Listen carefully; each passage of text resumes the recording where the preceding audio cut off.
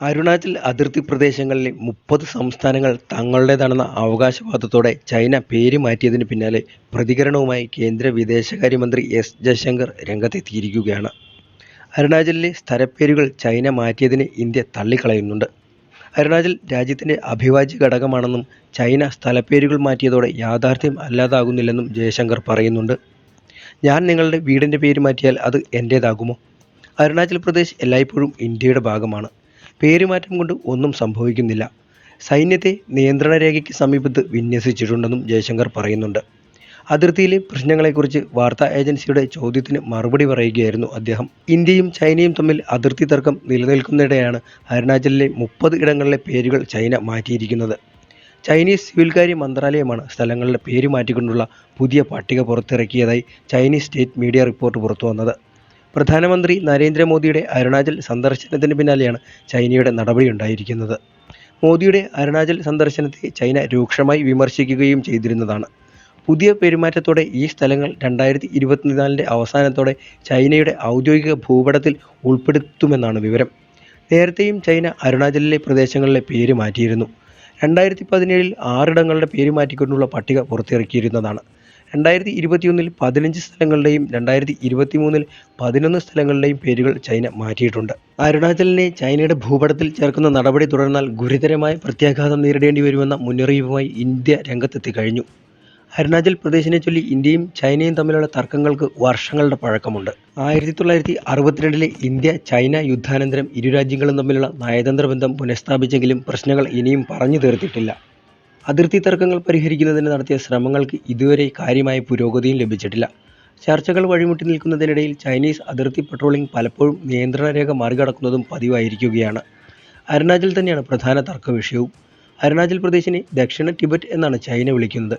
ഈ ഭൂപ്രദേശം മുഴുവനായും തങ്ങളുടെ ഭാഗമാണെന്ന് അവകാശപ്പെടുകയും ചെയ്യുന്നുണ്ട്. എന്നാൽ ഇന്ത്യ ഇത് പൂർണ്ണമായും തള്ളിക്കളയുന്നുണ്ട്. രാജ്യത്തിൻ്റെ അവിഭാജ്യ ഘടകമാണ് അരുണാചൽ പ്രദേശ് എന്നും ഇന്ത്യ പറയുന്നുണ്ട്. ലോകത്തിലെ ഭൂരിഭാഗം അതിർത്തി തർക്കങ്ങളെയും പോലെ ബ്രിട്ടീഷുകാർ നിശ്ചയിച്ച അതിർത്തി തന്നെയാണ് ഇന്ത്യക്കും ചൈനയ്ക്കുമിടയിലുള്ള തർക്കങ്ങളുടെ മൂലകാരണം. 1913 ബ്രിട്ടീഷ് ഇന്ത്യയുടെ വേനൽക്കാല തലസ്ഥാനമായ ഷിംലയിൽ അതിർത്തി നിശ്ചയിക്കാൻ ചർച്ചകൾ ആരംഭിച്ചത്. ബ്രിട്ടീഷ് ഇന്ത്യ, ടിബറ്റ്, ചൈന എന്നിവരുടെ പ്രതിനിധികളാണ് ചർച്ചകളിൽ പങ്കെടുത്തത്. മാസങ്ങൾ നീണ്ട ചർച്ചകൾക്ക് ശേഷമാണ് ചൈനയ്ക്കും ടിബറ്റിനും ഇടയിലും ടിബറ്റിനും ബ്രിട്ടീഷ് ഇന്ത്യക്കും ഇടയിലുള്ള അതിർത്തി ബ്രിട്ടീഷ് പ്രതിനിധി സർ ഹെൻറി മക്മോഹൻ നിർണയിച്ചത്. എന്നാൽ ചൈനീസ് പ്രതിനിധി അവസാന ഘട്ടത്തിൽ ചർച്ചകളിൽ നിന്ന് ഇറങ്ങിപ്പോവുകയാണ് ചെയ്തത്. ഇതോടെ ഹെൻറി മക്മഹോൺ ബ്രിട്ടീഷ് ഇന്ത്യയും ടിബറ്റും തമ്മിലുള്ള അതിർത്തി നിശ്ചയിക്കുകയും ടിബറ്റൻ പ്രതിനിധി അത് അംഗീകരിക്കുകയും ചെയ്തു. ടിബറ്റിനെയും ബ്രിട്ടീഷ് ഇന്ത്യയെയും വിഭജിക്കുന്ന രേഖ പിന്നീട് മക്മഹോൺ രേഖ എന്നറിയപ്പെടുകയാണ് ചെയ്തത്. ഇതാണ് ഇന്നും അതിർത്തിയായി ഇന്ത്യ അംഗീകരിക്കുന്നത്. എന്നാൽ ടിബറ്റ് എക്കാലത്തും തങ്ങളുടെ നിയന്ത്രണത്തിലായിരുന്നുവെന്നും അവർക്ക് സ്വന്തം നിലയിൽ മറ്റൊരു രാജ്യവുമായി ഉടമ്പടിയിലെത്താൻ അവകാശമില്ലെന്നാണ് ചൈന അവകാശപ്പെടുന്നത്. സിംല കരാർ ഒപ്പുവെച്ചെങ്കിലും 2 പതിറ്റാണ്ടിന് ശേഷവും മക്മോഹൻ ലൈൻ നടപ്പിലാക്കാൻ ബ്രിട്ടീഷ് അധികാരികൾ ഒന്നും ചെയ്തിട്ടില്ല. 1951 ഒക്ടോബർ വരെയും ഇന്ത്യയും ചൈനയും അതിർത്തി പങ്കിട്ടിരുന്നുമില്ല. മാവോ സേതുങ് സ്ഥാപിച്ച പീപ്പിൾസ് റിപ്പബ്ലിക് ഓഫ് ചൈന ഔദ്യോഗികമായി ടിബറ്റിനെ പിടിച്ചെടുത്തതോടെയാണ് ഇന്ത്യയും ചൈനയും തമ്മിൽ അതിർത്തി പങ്കിടുന്ന അവസ്ഥ വന്നത്. 1959 ടിബറ്റിൻ്റെ ചൈനയുടെ നിയന്ത്രണത്തിനെതിരെ ജനകീയ പ്രക്ഷോഭം ഉണ്ടാവുകയും ചെയ്തു. അറസ്റ്റ് ഭയന്ന് ടിബറ്റൻ നേതാവ് ദലൈലാമ അതിർത്തി കടന്ന് തവാങ്ങിലേക്ക് രക്ഷപ്പെടുകയാണ് ചെയ്തത്. പിന്നീട് ധർമ്മശാലയിൽ ടിബറ്റൻ പ്രവാസ സർക്കാരും സ്ഥാപിക്കുകയുണ്ടായി. ഇതിനെ ചൊല്ലി ഇന്ത്യയുമായി ഉരസലിലായിരുന്നു ചൈന.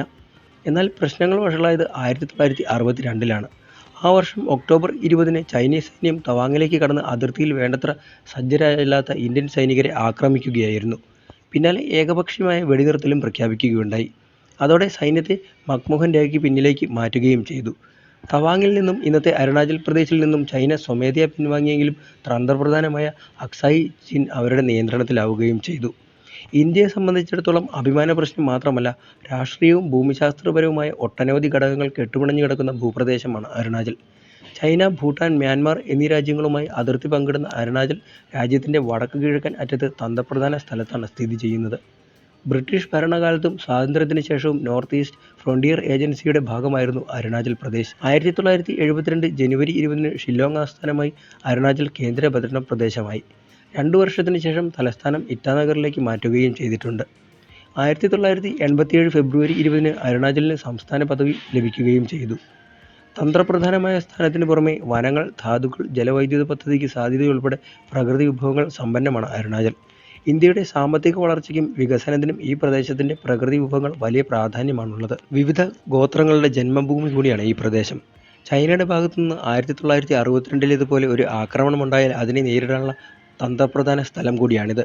ചൈന ഉയർത്തുന്ന സാധ്യമായ ഏത് ആക്രമണത്തെയും തടയാൻ വിവിധ തലങ്ങളിൽ വ്യോമ പ്രതിരോധ സംവിധാനം ഒരുക്കാനുള്ള മികച്ച സ്ഥലവും കൂടിയാണ്. ചൈനയെ സംബന്ധിച്ചിടത്തോളം ഈ അനുകൂല സാഹചര്യങ്ങൾക്ക് ഇന്ത്യക്ക് നിഷേധിക്കുന്നതിന് അരുണാചലിന് മേലുള്ള അവകാശവാദങ്ങൾ ഉന്നയിക്കേണ്ടതുണ്ട്. വാസ്തവത്തിൽ അരുണാചൽ പ്രദേശിന് മേലുള്ള ചൈനയുടെ അവകാശവാദങ്ങൾ ഇന്ത്യക്ക് മാത്രമല്ല ഭൂട്ടാനും സുരക്ഷാ ഭീഷണിയാണ്. ചൈനയുടെ പദ്ധതികളെ പരാജയപ്പെടുത്താൻ അതിർത്തിയിൽ ഇന്ത്യ റോഡ്, റെയിൽ ഉൾപ്പെടെയുള്ള അടിസ്ഥാന സൗകര്യങ്ങളും സൈനിക സംവിധാനങ്ങളും മെച്ചപ്പെടുത്തുന്നുണ്ട്. അരുണാചൽ പ്രദേശിൽ ഇപ്പോൾ 4 വിമാനത്താവളങ്ങളുമുണ്ട്. മക്മോഹൻ ലൈന് സമീപം നിരവധി ഹെലിപ്പാഡുകളും നിർമ്മിച്ചിട്ടുണ്ട്. ഇവയെല്ലാം ചൈനീസ് ഭീഷണി മുന്നിൽ കണ്ട് ഇന്ത്യ ഒരുക്കിയതാണ്. അരുണാചൽ പ്രദേശിനെ ദക്ഷിണ ടിബറ്റ് എന്നാണ് ചൈന വിളിച്ചിരുന്നത്. ഈ ഭൂപ്രദേശം മുഴുവനായും തങ്ങളുടെ ഭാഗമാണെന്ന് അവകാശപ്പെടുകയും ചെയ്യുന്നുണ്ട്. ടിബറ്റുമായുള്ള ചരിത്രപരവും സാംസ്കാരികപരവുമായ ബന്ധങ്ങൾ ഉയർത്തിക്കാണിച്ചുകൊണ്ടാണ് ചൈനയുടെ അവകാശവാദങ്ങൾ. അരുണാചൽ പ്രദേശിലെ പ്രത്യേകിച്ച് തവാങ്ങിലെ പല പ്രദേശങ്ങളിലും ചൈന അവകാശവാദം ഉന്നയിക്കുന്നത് അതെല്ലാം ടിബറ്റിൻ്റെ ഭാഗമായിരുന്നു എന്ന് പറഞ്ഞുകൊണ്ടാണ്. 19-ാം നൂറ്റാണ്ടിൻ്റെ അവസാന പകുതി വരെ ബ്രിട്ടീഷുകാർ തവാങ്ങിനെ ടിബറ്റിൻ്റെ ഭാഗമായി കണക്കാക്കിയിരുന്നെന്ന് രേഖകൾ പറയുന്നുണ്ട്.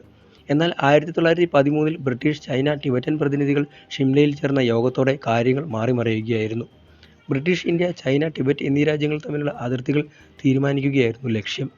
ബ്രിട്ടീഷ് ഇന്ത്യയുടെ വിദേശകാര്യ സെക്രട്ടറി ഹെൻറി മക്മോഹൻ ടിബറ്റിൻ്റെ അന്നത്തെ പ്രധാനമന്ത്രി ലോചൻ ഷാത്രയുമായി നേരിട്ട് ചർച്ച നടത്തി ധാരണയിലെത്തിയിരുന്നു. എന്നാൽ ഇത് ചൈന അംഗീകരിച്ചിട്ടില്ല. തവാങ്ങിലാകട്ടെ ടിബറ്റിൻ്റെ സംസ്കാരത്തിൽ എക്കാലവും സവിശേഷമായ ഒരു സ്ഥാനവുമുണ്ട്.